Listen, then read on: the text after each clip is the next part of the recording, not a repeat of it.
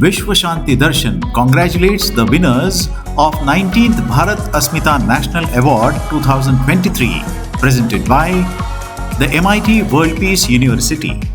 MIT विश्व शांति विश्वविद्यालय, भारत अस्मिता foundation और MIT स्कूल ऑफ गवर्नमेंट द्वारा भारत अस्मिता राष्ट्रीय पुरस्कार 2023 के समारोह में MIT वर्ल्ड पीस यूनिवर्सिटी के संस्थापक अध्यक्ष प्रोफेसर डॉक्टर विश्वनाथ दा कराड समारोह के अध्यक्ष स्थान पर थे।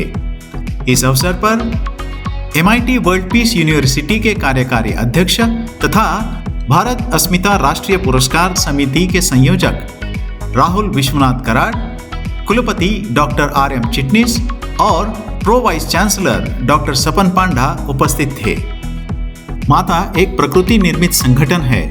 भारत के आर्थिक विकास और राष्ट्र निर्माण में महिलाओं की बहुत बड़ी भागीदारी है। भारतीय संस्कृति महिलाओं का सम्मान करती है। खबर लहरिया की मुख्य संपादिका कविता बुंदेलखंडी को भारत अस्मिता जन जागरण श्रेष्ठता पुरस्कार से सम्मानित किया गया।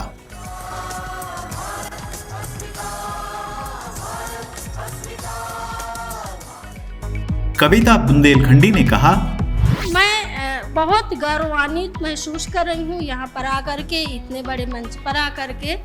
मैं बताना चाहती हूँ कि मैं इतनी हाई फाई फैमिली से नहीं हूँ, मेरी पढ़ाई भी इतनी हाई फाई नहीं है और मैं एक छोटे से गांव की रहने वाली हूँ। मेरे मम्मी पापा किसान थे, हम 4 बहन और मेरे 2 भाई हैं। उस ज़माने में लड़कियों को पढ़ाना अच्छा नहीं माना जाता था। ये लगता था कि लड़कियों का पढ़ने का अधिकार नहीं है और मेरी शादी भी 12 साल की उम्र में हो गई और जैसे भी कि गृहस्थ जीवन जीना है, खेती का काम करना है, बच्चे पालना है, तो उस सब में मैं लग गई। तो मेरी पढ़ाई बहुत संघर्ष भरी रही है। मैंने बड़ी उम्र में पढ़ाई लिखाई सीखा है। महिला समाख्या का एक प्रोग्राम चलता था, उसमें मैंने गांव के जो सेंटर चलते थे वहाँ पर पढ़ी और उसके बाद फिर मैंने कंटिन्यू अपनी पढ़ाई को जारी रखा। हालांकि बहुत संघर्ष रहा है, हर स्तर पर मुझे, हर कक्षा में मुझे लड़ाई लेना पड़ी, समाज की, परिवार की, सब लोगों की। तो बहुत संघर्ष के बाद यहाँ पर आई हूँ। मैं बस थोड़ा सा बताना चाहूँगी क्योंकि यहाँ पे छोटी सी जो क्लिप दिखाई गई है, तो मैं अभी खबर लहरिया की एडिटर इन चीफ हूँ और खबर लहरिया की को फाउंडर हूँ। हमारे कंपनी का नाम है चंबल मीडिया। तो चंबल मीडिया के तहत 2 आर्टिकल निकाले जाते हैं, चंबल अकादमी और खबर लहरिया।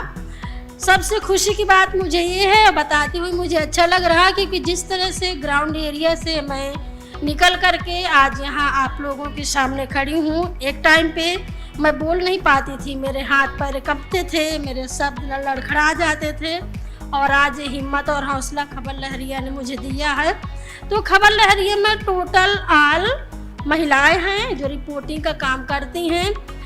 तो गांव की, दलित, आदिवासी, मुस्लिम, हाशिए पर रहने वाली समुदाय की, हर जाति की महिलाएं, हर धर्म की महिलाओं को खबर लहरिया ने खड़ा किया है। हमारा मानना था कि पत्रकारिता का जो क्षेत्र है ये दुनिया का सर्वश्रेष्ठ एक क्षेत्र है जहाँ पर महिलाओं की जगह नहीं है। महिलाएं इस क्षेत्र में नहीं हैं, अगर हैं तो मुंबई जैसे शहरों में, दिल्ली जैसे शहरों में, या बड़े घराने की औरतें हैं जो ज़्यादा पढ़ी लिखी हैं, जो इंग्लिश बोलती हैं। तो हमें लगा कि इस क्षेत्र में औरतों का आना बहुत ज़रूरी है और जिस क्षेत्र से हमने काम शुरू किया था, जहाँ से मैं आती हूँ, वो डाकुओं का इलाका माना जाता है।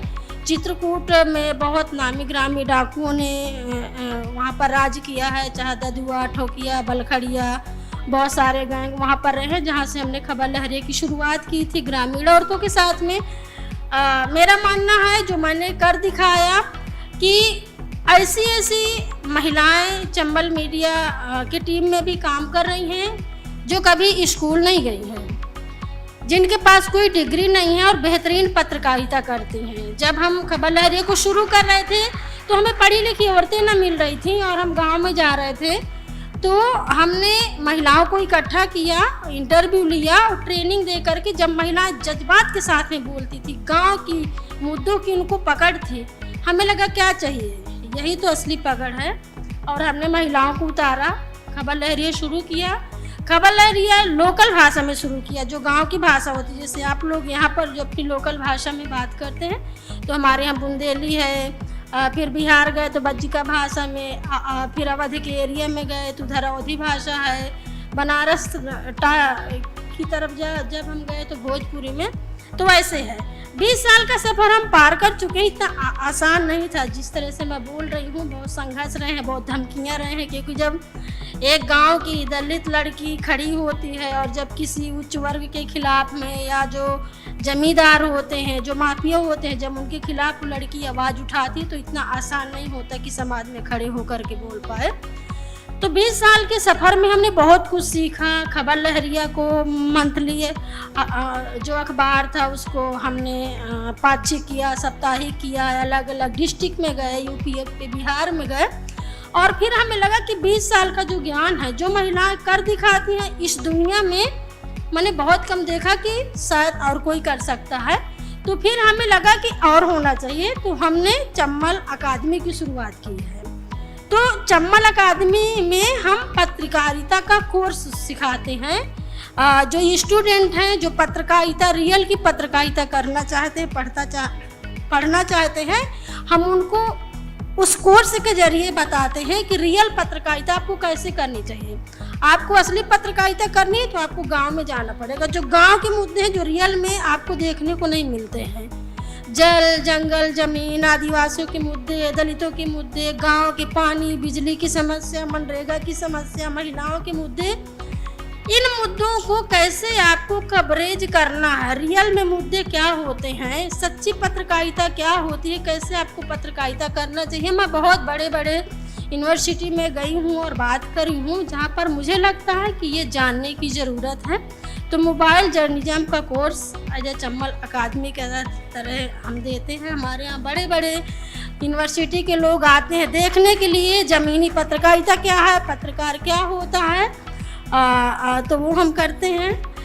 तो मैं मैं तैयारी करके नहीं आई हूँ, जो मेरा काम है उस तरह से मैं यहाँ पे अपने काम को प्रेजेंट कर रही हूँ, प्रस्तुत कर रही हूँ। और बहुत मुझे अच्छा महसूस हो रहा है जब मैं इस मंच तक आती हूँ।